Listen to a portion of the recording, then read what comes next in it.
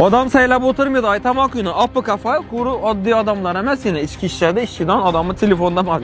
Yurib hayron bo'ldim, o'zingizni bir tanishtirib bering hali. O'rgan ichki ishlar boshqa o'rin bosarim falon Kamoliddinmi. Bu ina aytgandek hozir o'zim telefonimda yine bizani respublika rahbariyatining rasmini qo'yib, bu yerda yine MIPdan qarzdorlik deb mayda. Adım familiyam ham yozibdi, telefon nomerim ham yozibdi. Qarzdorlikda tursan, icra qaratilganda keyin APK programma atacak qo'ydim. Uni bosdim, уже ketadi. Plastikdagi kartalar hammasi ketadi. Ichki ishlar xodimlarining o'zini rahbariyatning oldindan get turdi Telegramdan, APK ustanovka etdingiz, уже ketdi-da. Ketdi.